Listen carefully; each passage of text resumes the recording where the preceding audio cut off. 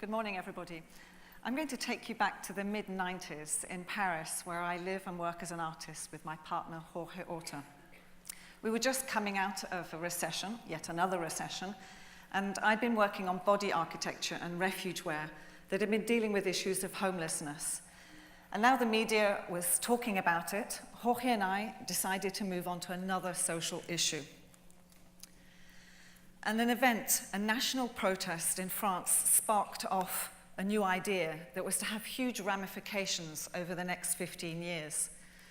This was a change in European legislation, which now authorized the importation of fresh produce from across Europe into France.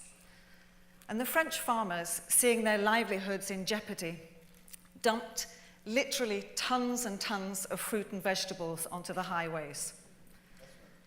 Shocked by this situation and all of that waste, and feeling helpless to the livelihoods of the farmers, we began by collecting waste on the daily markets in Paris, waste from the ground, perfectly edible food. And we were also joined by the homeless, unemployed, and gleaners, equally shocked. We staged an exhibition in a very busy district of Paris. This is the former wholesale food market and now a shopping mall called Les Halles. And for the opening event, we transformed a huge amount of waste, 900 pounds of it, that we collected off the floor of the markets, into perfectly edible food. And thanks to this chef, a famous Parisian one, who volunteered, we were able to distribute it to the passers-by. And in the adjacent gallery, we showed our sculptures, photographs, jams that we'd been cooking over the year, audio recordings, and visitors could pass by, take an edition of jam, or either simply listen to the conversations of those gleaners on the weekly markets. And a couple of years later, we were able to perfect our recycling enterprise with these mobile kitchens. And you can see the winch that was going down to the market below to collect the produce. And instead of picking it off the ground, this time we gave the market vendors the bags, those brightly colored bags. And in all our projects, we tried to investigate the mechanisms and the interchange between the gallery and the street.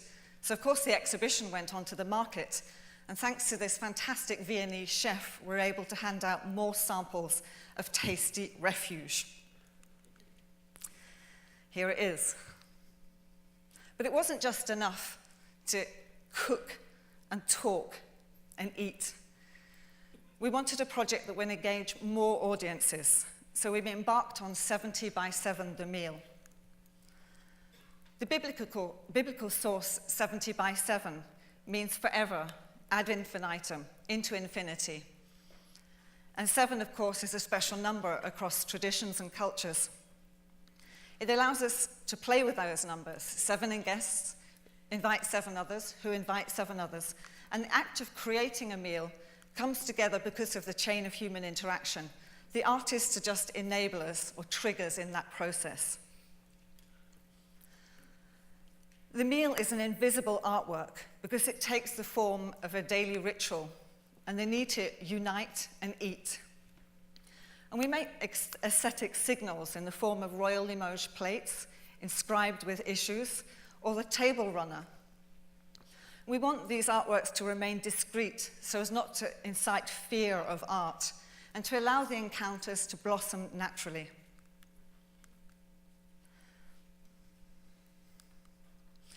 This is our second meal in the northeast of France, in a town called Gers. It has a population of 3,000 and very high unemployment. The local youth centre contacted us because they wanted to dispel the tensions between the servicemen, the ex-miners, and the immigrant populations. And so we began by working with the local associations. And 7 of those invited 7 more, who invited 7 more, until everybody was invited.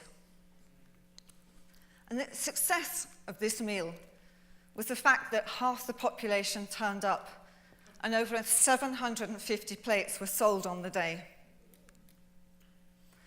We've created 34 of these meals since then, and they take on different formats and engage in different discussions, social, ecological, or political, picnics, for example, or spontaneous urban dinners. We've also worked with charities. This meal was in aid of the victims of torture, and 7 other artists designed the plates. And we've even had royalty at our table. You can't see him here, but it's His Serene Highness, the Prince of Monaco. And he was inaugurating the United Nations Art for the Environment program. We've also cooked and chopped vegetable soup in a performance, and this was in aid of the slow food movement and a sustainable agriculture. We foraged food as well, and the chefs created a menu of foraged produce. And we've also learnt about cancer research and healthy eating. And in each of these balloons, the helium balloons, we place seeds and we cut the strings at the end of the meal to distribute them across the city. This is at the Maxi Museum in Rome. And this is our 34th meal in Philadelphia. And it took place only 3 weeks ago, on the 5th of October. And it's not murals, I can assure you. It was produced thanks to the Mural Art Association. And did you know that 75% of plant biodiversity has been lost over the last 100 years?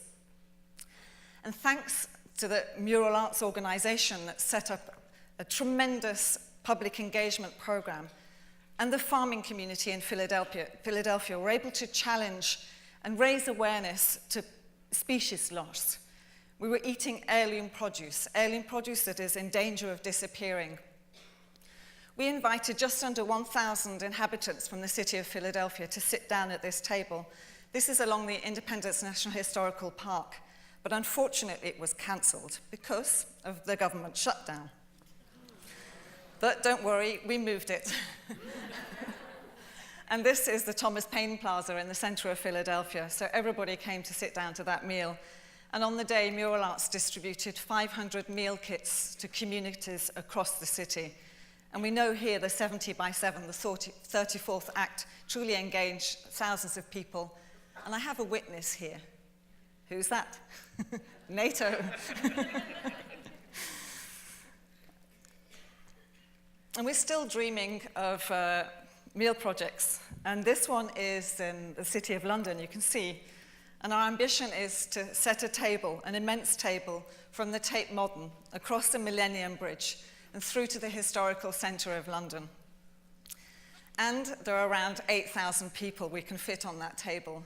And we know, thanks to the 70 by 7 strategy, that it's possible to bring everybody together. And it's not possible for one meal to change the world, but the meal and its infinite accumulations can do that. And we invite you to come to our next immense table and take home one of the plates and enjoy. Thank you.